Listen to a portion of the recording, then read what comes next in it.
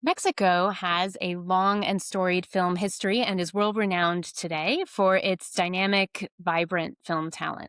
Last week, President Claudia Sheinbaum with Salma Hayek presented a proposed reform to the country's film law to incentivize more national production and attract investment. Netflix executives also said they're moving up their timeline on a $1 billion investment in the country, which was announced last year. So, what does all this mean for Mexico's film industry, which has suffered in recent years from budget cuts to cultural programs? How does this position Mexico globally in film production? To discuss these topics, I've invited Sarah Hoch, founder and director of the Guanajuato International Film Festival, which will celebrate its 29th edition this year and has become one of the most important festivals in the country, particularly for young filmmakers. Welcome to the MexPat interview, Sarah. Thank you. I hope I can do this in English. I know all my spiel in Spanish, but I'm gonna give it a try. Great. And we will come back to that point a little bit later in the interview. Okay. But let's start with this reform and the tax incentives. So, how have you interpreted this? What are your thoughts on it? And how do you see the film industry in Mexico responding so far? Well, I think these incentives, as long as I've been in the Mexican film industry, which is 30 years, 35 years, it's always been a tema. It's always been a theme. And they've tried to change the law 3 or 4 or 5 times to allow tax incentives, to give time to Mexican films in our own theaters. And so I think it's a accumulation of a lot of things. I'm sure that Salma came in and made some pressure, and I know she's got a film, and I know she wants to do it in Mexico. And it's like, since we have all these women in all these high positions, like the president, like here in our, it's we the president's a woman, the governor's a woman, all the mayors I work with are women. And it seems like we can just sit down and hash it out and get things going. So I'm hoping that that was part of it. I I suspect that the truth is it was more Netflix saying, if we're going to invest 30 billion, you know, we need incentives to bring all of our films to Mexico, as well as produce Mexican films and get the same incentives we're getting around the world. And so I think it was a pressure for everything. Also, the Mexican film industry was written into the Tratado de Libre Comercio. Yep. How do you say that in English? The free trade The free agreement. trade agreement. And so the excuse for not doing this for years and years is we've already signed it into the free trade agreement and we can't change it. And then we only review it every 8 years, but then those 8 years would go by and it would still be there. You know what I mean? And we owed our souls to MPI, the American Motion Picture Association. And so, so there's just a lot of kind of selling your soul, and not standing behind the Mexican film industry. And even though big filmmakers like Guillermo del Toro, Alejandro Gonzalez, Cuarón would come out and talk about it, and then the whoever was the president at the moment would listen and agree. Mhm. But it looks like we're getting it done. I mean, at least a tax incentive. If we can give a percentage of Mexican film in our own salas de cine, in our own theatrical release, in our cinemas in Mexico, that'd be great. They haven't outlined it in the Diario Oficial, so it's not really clear what that is. They're talking about incentives, which they already give, but the amount is so teeny Mhm. weeny that it's not making a huge impact. The cuts on financing for films, for film festivals, for distribution which is kind of a new incentive for the last few years, had huge cuts, almost 90% cuts. So they do say, we're supporting these films. Yeah, but with 10% of what you used to support them with, or we're supporting these film festivals or these platforms, but it's really a huge cut. And the numbers of films that they support are super low. Mhm. And so hopefully this will mean a larger incentive for Mexican films, for international films that want to come here and shoot, which would be fantastic as well. And, we've had that off and on over the years, more films being done than others. But with this 30%, I can see big series coming down and building that infrastructure and staying season after season. And that would be fantastic. There would be work for all the crews and all the actors, and, you know, all that would be really positive. So we're hoping Hmm. that, they're going to outline how we do it. And, there was a tax incentive a few years ago, and then they took it away. It wasn't 30%. It was low. It was like 14%. It was EVA. You didn't have to pay EVA, Okay. but it took forever to do the paperwork to get your EVA back, because it was like you were an international film. So why should you pay sales tax? And it was like the maquiladores, they were Mm. just bringing the materials down. They were making it and sending it back. So why would you pay, a tax on that? But this is different. This is bigger, Hmm. and it is in actuality a real incentive. So hopefully they can make it work. Yeah. And what about the potential impacts for festivals downstream of this? Well, festivals, we have so many opportunities of where to see film now. And we've got all the platforms, we've got all the movies, and festivals seem to highlight films. And when you have those laureles, those laurels on Hmm. on your movie, because you've been in Yeah. this festival and won this festival, that festival, your films tend to do better in theatrical release, and tend to do better on platforms. So festivals are fulfilling a curating Hmm. activity, Hmm. so you can cut through the junk, because Right. there's a lot of films out there. And, sometimes it feels like all the films are like the holiday movies. I mean, they're so bad, Hmm. that you can't. So I feel like there's always a section on whichever platform you're on where it's award winning film. And those awards come generally from film festivals or from nominations of the academies from the country you're from.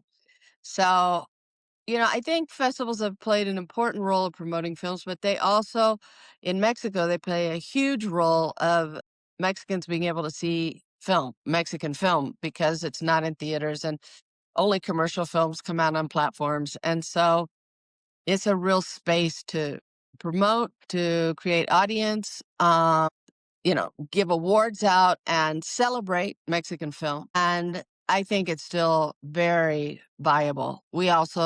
Our festival is a festival that develops films. So we produce 12 films a year. We, we work with 120 young filmmakers every year, and do workshops and education, and like 28 workshops a year. Heavy duty. It's a heavy duty educational program Hmm. within the festival. So we do a lot more than just put up some screens and show some films a Right. couple of weeks a year. Right. Right. And um, but funding for the festivals, I think, has It's a obviously been a nightmare. huge issue. Yeah. It's a So huge issue. yeah. I mean, we've had huge budget cuts. The federal budget cut is 90%. We are receiving 10% of what we received 8 years ago. So it's rough. And also, commercial industry, they used to like put a percentage in to fund events and promotion for their product, for their marca. And now they don't do it that way. Like, if they're making beer, they give you beer. If they're making shoes, they want to give you shoes. If they're making, Yeah. Yeah. so what do you do with all that stuff? We've got lipstick for women in film and television, and we've got, but it's hard to get the cash. For us, it's the state Yeah. government that Yeah. continues to give us the most funding. We're in 2 to 3 cities a year, and we get from the cities as well. And, in Semilla, we have huge support from hotels and restaurants, but it's especially, I mean, you can't say to your people who work for you, well, I can give you lunch. Right. So it's been really hard. But, I travel to festivals around the world, and like the United States is a nightmare because there's no federal funding. There's no Hmm. cultural department, there's no Ministry of Culture. I mean, it's so they suffer, and they're suffering through commercial promotion as well. And the industry's changing, and how we see films is changing, and how we buy and sell films is changing. Like, the whole world is changing with AI, and with, it's a changing world. And we're so passionate about it, and so tercos. How do you say tercos in English? Stubborn. We're stubborn, and we're here. It's going to be 30 years. And Yeah. so we're kind of, here to stay. And really, my job is completely looking for money all year round. I mean, Yeah. that's just kind of Yeah. what I do. And it's hard. It's not easy. No, no, no, no. Yeah. So, speaking of trends that you're seeing in filmmaking and all of the changes that are happening, how much fear versus excitement are you seeing regarding AI right now in the film industry? Well, I think it's fear across the board worldwide. I think I've been working in AI for 5 years. And Okay. we started with AI when it was new and it was just like artificial intelligence, which really didn't mean anything to us at the moment. Mhm. And now I'm invited all over the world to speak on AI in the film industry. And I was the first producer of virtual reality in Mexico. And so we've been in new technologies for a long time. I think we started this discussion 3 or 4 years ago being worried about our jobs. And now we're just worried about our world. You know what I mean? I think it's everybody's going to lose their job. I think, at least in the film industry, we never got paid anyway. I mean, our Mexican film industry. So I think we didn't do it for the money in the beginning. And you probably won't be able to make money at doing it down the road. I think AI will produce commercial Mm. films rehashing movies, which Hollywood is good at doing They've already been anyway. doing. Yeah. And we will have AI actors and actresses and voices. And I mean, we're almost there. And we've passed, a lot of the animation series and the animation films are AI. Mm. And AI is in every film that's on the screen today, whether it's starting in the screenplay or if it's special effects. CGI almost doesn't exist because it's almost all AI. Writers' rooms used to have 14 writers, 16 writers in the room. Now they're two, Mhm. and a lot of AI.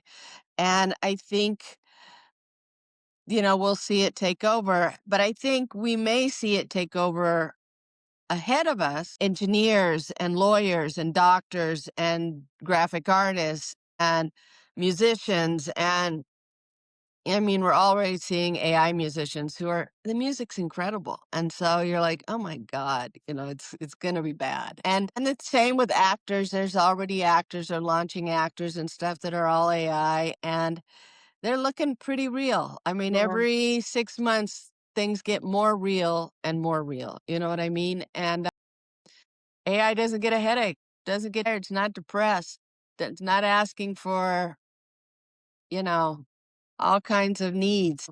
But I think Yeah. film is like theater, like painting, like Yeah, I was gonna say, do you think music. there'll be a backlash?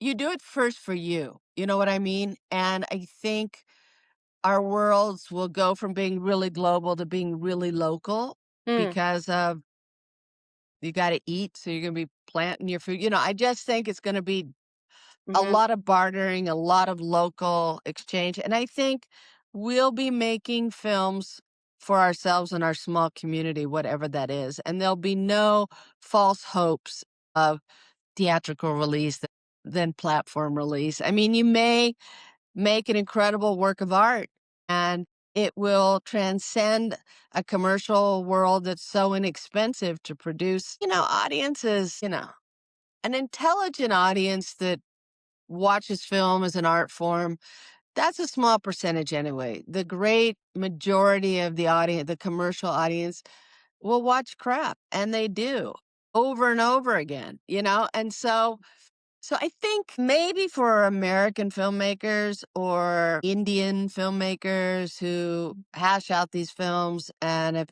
made a lot of money in the past on their films will be shocked, Mhm. And I think in Mexico where we haven't made a lot of money for our films.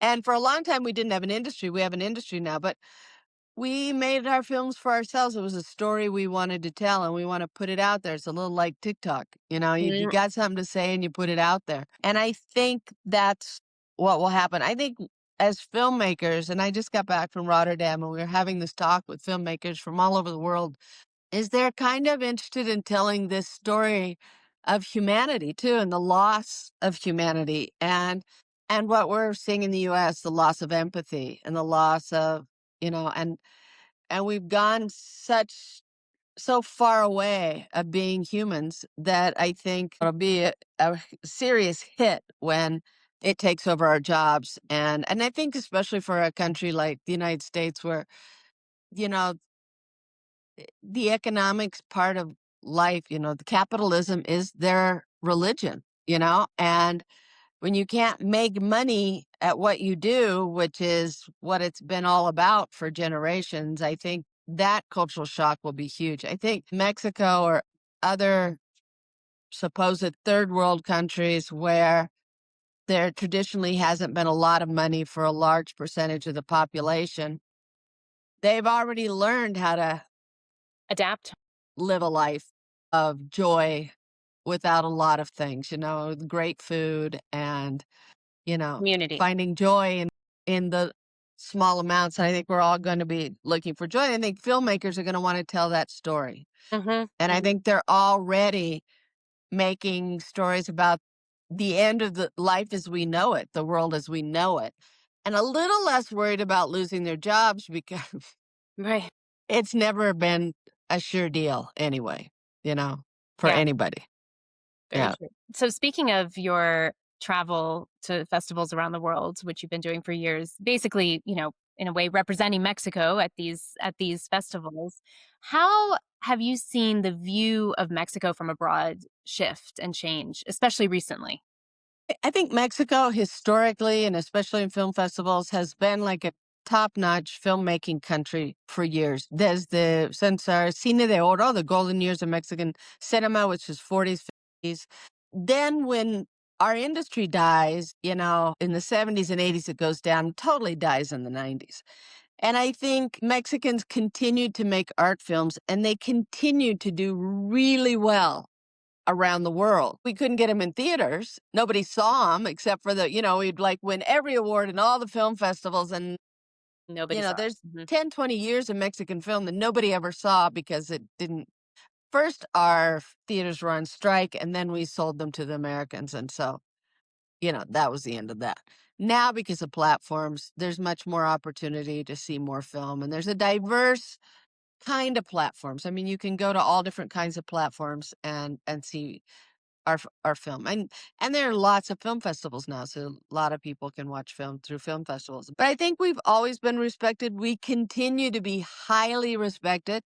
I think there are waves of films. I think the Latin American wave and the Mexican Mhm. wave was maybe 10 years ago, and then the Asians had a wave, Koreans had a wave, and then we're kind of, but I think always it's been considered the top of the top in filmmaking and storytelling, Yeah.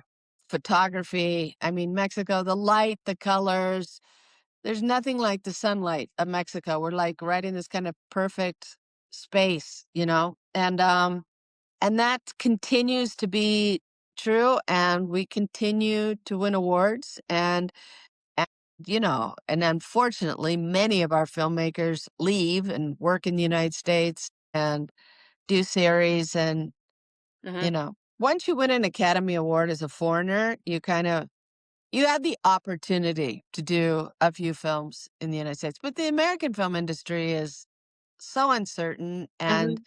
all the players have changed and the majors aren't majors. And, the theaters are empty and it's a different world. Yes, absolutely. I've heard that Guillermo del Toro and other directors as well, Mexican directors who've talked about how working with studios like Netflix actually has been a really positive experience in kind of giving them more freedom and flexibility in some of what they've been able to do. And I thought that was interesting because, you wouldn't necessarily think that initially about a platform like Netflix. Netflix has always been the company, since it would send you the DVDs rather than you had to go to their store to get it. And they were always, when they started and they were always like client friendly, filmmaker friendly. Hmm. I mean, the platform hasn't always paid the filmmakers. You know, Now they're coming up with money to produce the films. They will own them and that'll be the end of that. I mean, nobody else there are no royalties after that. But I think they wanted to be the furthest thing away from the majors.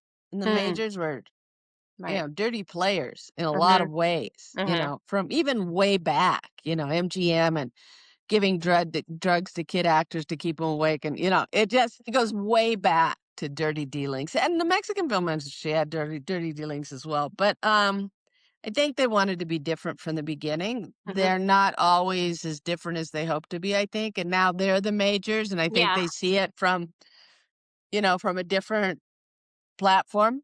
Mhm, But I do think that they have been able to give some serious leverage mhm. in Mexico. So that I think that's why, at the end of the day, we have this incentive. I mean, all the girls announced it, and it was primarily women at the press conference, Yeah. producers, and they're all producers and directors, and they're all friends of mine. And it was super exciting when they announced it, and we saw that, all these important women in the film industry were first and forefront. Yes. So, yeah, I suppose you have really witnessed a big shift with the presence and representation of women in this industry in Mexico. I mean, which is of course not unique. I mean, it's been a slow process around the world for I don't know. for I think women. Mexico. I'm the founder of Women in Film and Television Mexico. I founded it 20. I think it's our 26th year, and we had Wow. the encuentro at GIF, and I invited Women in Film and Television, LA, London, New York, and Washington to come and speak. And after that, we started the group, and so we keep statistics, and now IMCINE keeps statistics on it. So when we started, we could hardly get enough women for the meeting. So we had to do women, film, and television. So we brought the television producers in because there were many more women working in television than actually the film industry. And historically, in the film industry, women would produce or work under a man's name because usually it was a higher social class of Mhm, women mhm, who weren't allowed to work. mm. It was mal visto if you were working. So part of Women in Film and Television starting it was to recoup all these women's names in credits and stuff because they appeared as men. And there weren't that many. I'm talking 5, 6 tops. There were like 2 women directors that we could invite to this meeting and 1 or 2 producers. There weren't really 30 years ago a lot of women working it. Today, and I would say this is true over the last 18 to 20 years, is that maybe less, 15. Now it's about 50-50, men and women as directors. I would say it's higher. There are more women producers than male producers, probably 65-45 as far as producers go. There used to never be female photographers in Mexico. I mean, it was really a man's thing for some reason, which is bizarre, but it was. Now we have a lot more women photographers, the crew's women, a Mhm, lot of women in the industry. And when we go to Cannes, they had a big encuentro in Cannes, and we had, I don't know, Norway and mhm. Northern European countries saying, well, we're up to 15%, and we're really proud of that. And we were able to stand up and say, well, Mexico's over 50%. I mean, we're now on the other side. We're now the majority. And so Mexico did that in less years than other countries. And I think you'll see it across the board, governments, industry, companies. I feel like when we have a press conference, we have to make a real effort to find a guy because we're all women sitting in the presidium. We're all women, and we're like, damn, we don't have a guy. And we don't want to do the same thing they did to us. You know what I mean? Conscientiously hired men for the film festival because at one point I only had women and I didn't mean to, Right. but I've been conscientiously hiring men because I think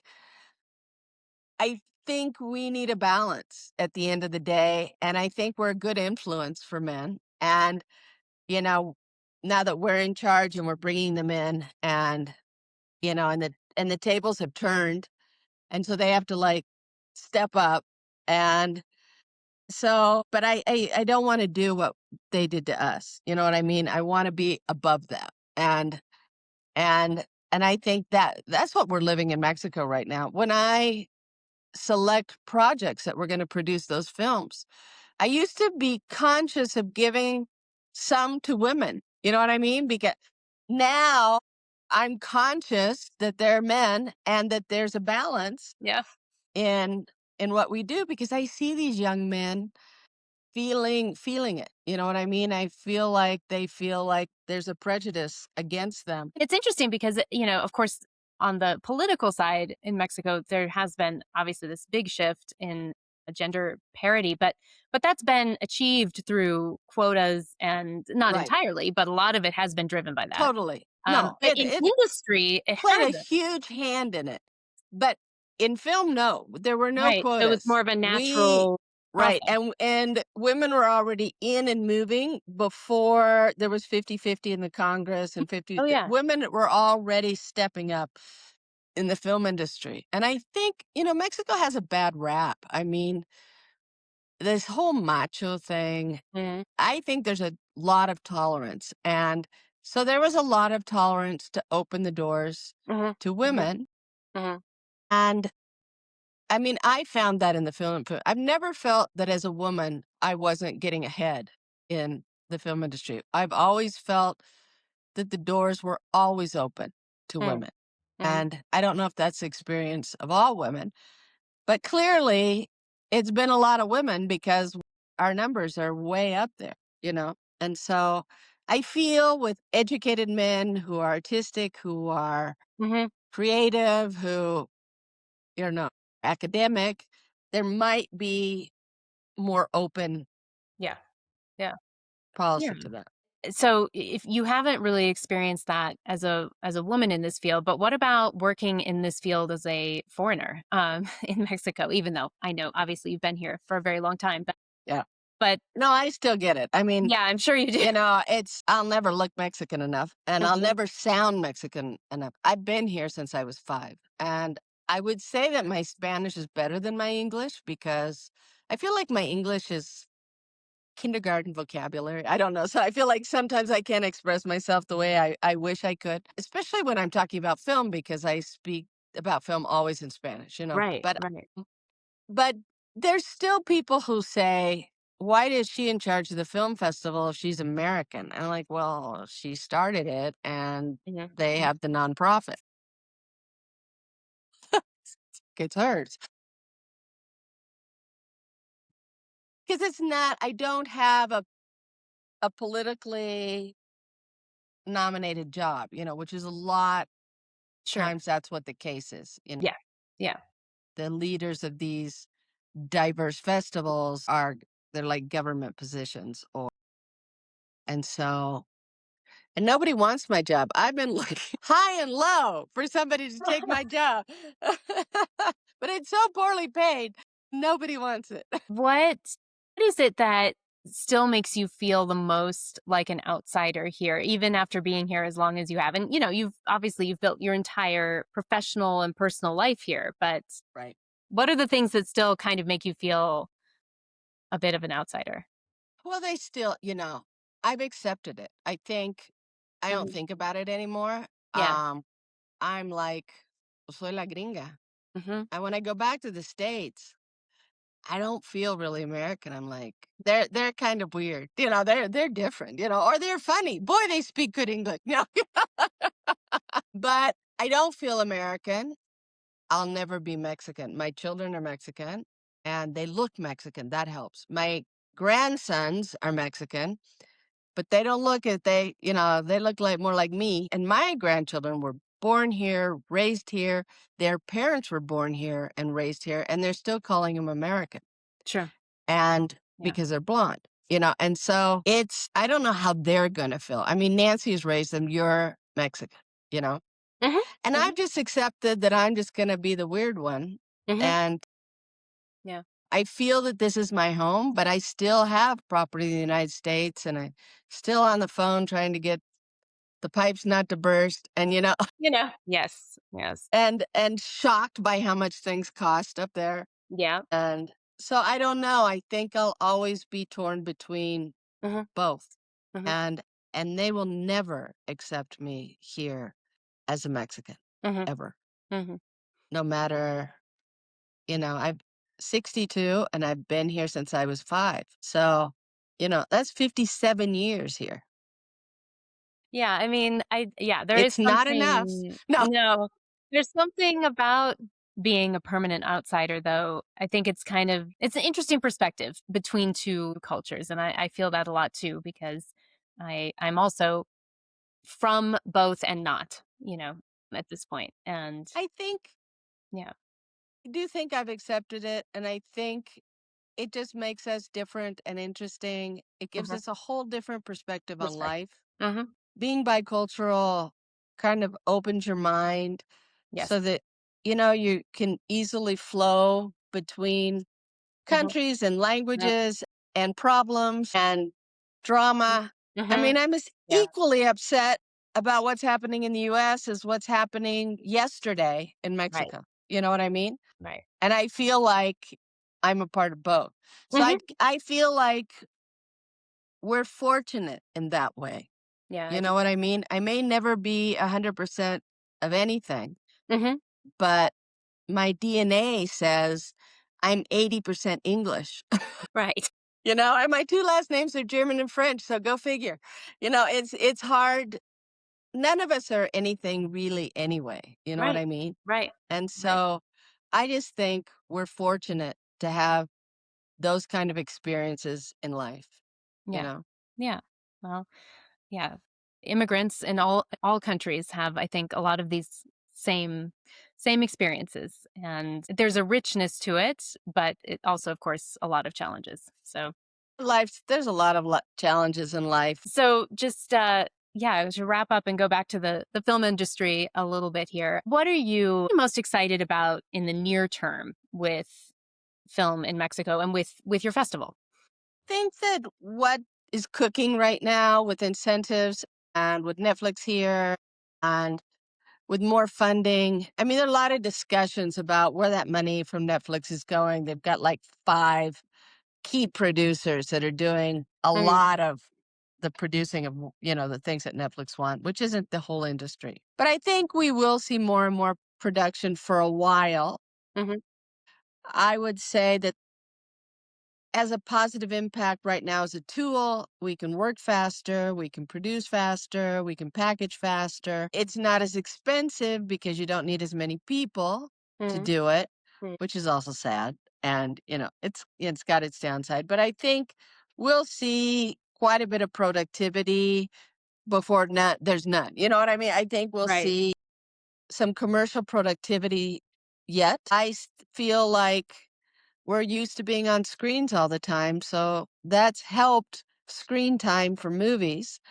Though I think if you look at Netflix's numbers or other platforms, we're not on there very long. Mhm. We don't watch a full movie anymore. And Yeah, I work in the film industry, and sometimes it's hard for me to stick it out through the whole movie yeah, because we're on TikTok and we're on yeah. Instagram and we're on other things. And it doesn't matter what our age is, we get used to those time frames. Yes. But we're used to being on screen, so we're used to watching movies on screen Mhm, and mhm. committing to a series Yes, and yes. excited when it picks up again. So I think that's been a good thing for the film industry Mhm. because our audiences are much larger than what they used to be. So And that's yeah, been a good thing. I think Even though probably they're not making any more money, more people are seeing their stories, and I think that's what a filmmaker wants at the end of the day, that people actually see their movies. Mm, The producer wants the money, but the sure. filmmaker just wants people to see it, and to know their story or the story they're trying to tell. And so I'm excited about that because there's much more opportunity for audiences, and hopefully stories and certain stories change your life, change how we view things, open our minds, educate us, like in documentaries, history. And I think it's great that through your festival, you're producing films from, young emerging They're all filmmakers. young filmmakers. Yeah. Sometimes, some of them, it's their first project. Wow. Others, it's their second or third. Mhm. And we also have a film residency here for established filmmakers. So we have filmmakers from all over the world come and work on their screenplay. Sometimes they come to edit, but it's a 2-month residency program. Mhm. And we're partners with Instituto Goethe and Meeting Board and Cannes and Tokyo and Gona in Egypt. And so we try and have filmmakers coming and going from Mexico all the time. Mhm. Great. And, do you have any favorites? Anything that we should be looking out for, in Well, I these think coming right months? if you haven't seen the nominated films yet, do so because it's like a really great year Mhm. for films, and I think they are highlighted in the films that are nominated this year for the Academy Awards, which are later. It's later this year. It's in March, and now almost all of them are on platform, and so you can see them. Some of them are in the theaters right now. Cumbres. How do you call it? What's the name of the Wuthering film Heights? Wuthering Heights. Like Wuthering Heights, you either hate it or you love it. You know what I mean? And Yes. I It seems loved it. that way. The art is incredible, or the huge riesgo. There's a huge risk in her art direction for that film, and I really enjoyed it. I Well, and we have Del Toro, I mean, nominated not as director this time, but for Right. Frankenstein, so but Yeah. that's definitely the most prominent Mexican nominated this year, right? This year.